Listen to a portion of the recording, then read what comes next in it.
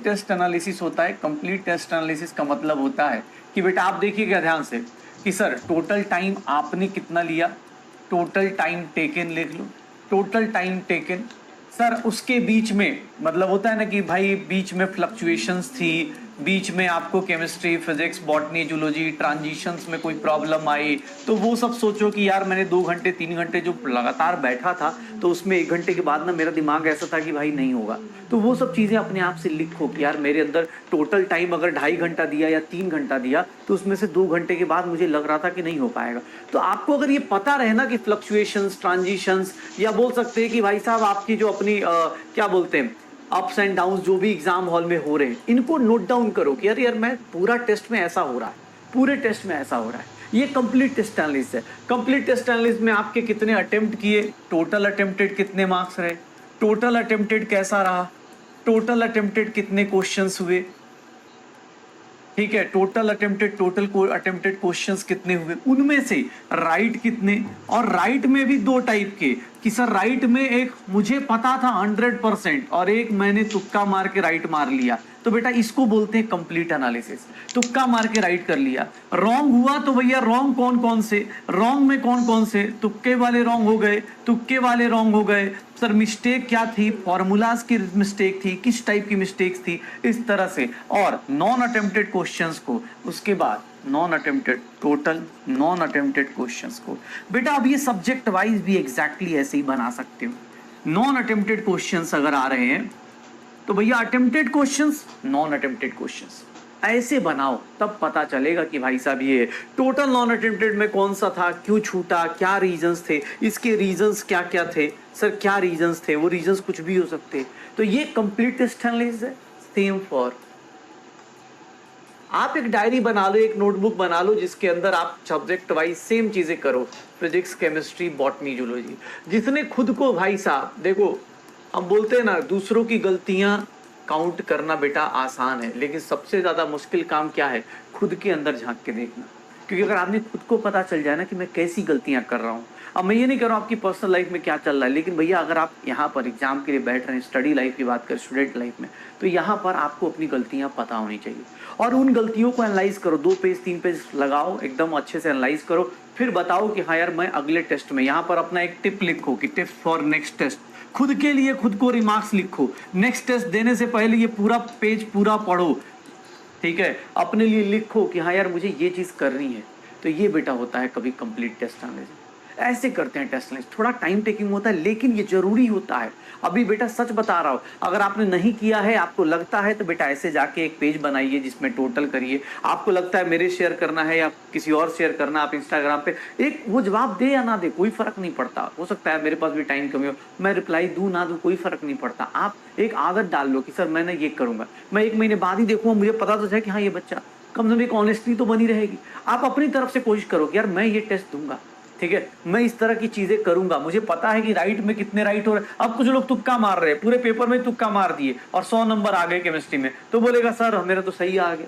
बेटा खुश होने की बात नहीं है, तुक्का किस्मत आज साथ दे रही है, हो सकता है कल ना दे, परसों ना दे, तो भैया ये दिक्कत आ जाएगी। तो पेपर अच्छे से एनालाइज करना शुरू करो।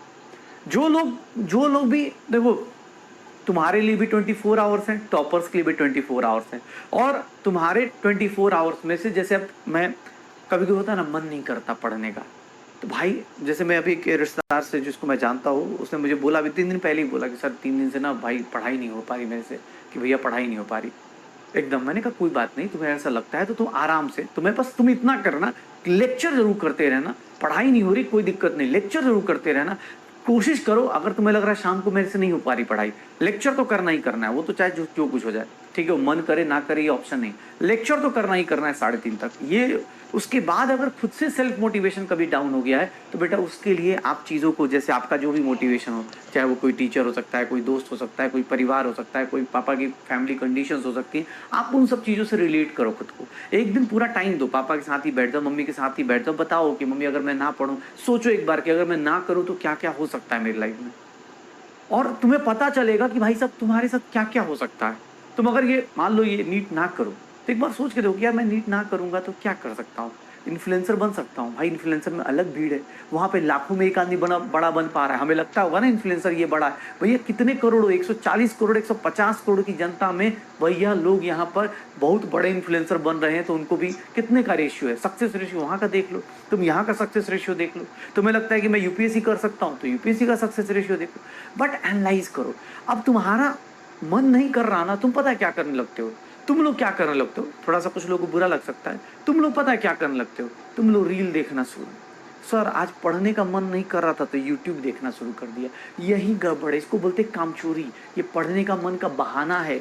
मैंने क्या बोला, अगर आपको मन नहीं कर रहा, लग रहा है कि नहीं सर मैं उतना अच्छे से नई चीजें कर पा रहा हूँ, तो आप ना कामचोरी, अब ये नहीं कि इंस्टाग्राम पे रील देख रहे, यूट्यूब पे रील देख रहे, नहीं भाई साहब, वहां पे आपको कोई मोटिवेशन नहीं मिलेगा। मोटिवेशन अगर आपको अपने घर की चीजें नहीं दिख रही, आपको अपना फ्यूचर नहीं दिख रहा, तो भैया किसी के बोलने से ना कि मंजिल को भुला के जिया तो क्या जिया, ये 2-4 लाइन सुन लेने से किसी को कोई मोटिवेशन नहीं आएगा। वो 2-4 दिन हो सकता है, होता ना कि अंदर से डोपामाइन आ जाए कि हाँ भाई साहब कुछ कर लूंगा, रियल में ऐसा नहीं होता। तो भाई साहब प्लीज अपने ऊपर, जो लोग भी हैं, जैसे टेस्ट दिया है घर वालों से डिस्कस करो, ऐसी बात करो, पापा से, मम्मी से, भाई से, दोस्त से, जो भी तुमसे कंफर्टेबल कि यार ऐसे ना हो रहा है, एग्जाम हॉल में ऐसा फील होता है यार, टेस्ट देने का मन नहीं करता, 3 घंटे में कॉन्सेंट्रेट कर नहीं पाता यार, ये सब बातें करो।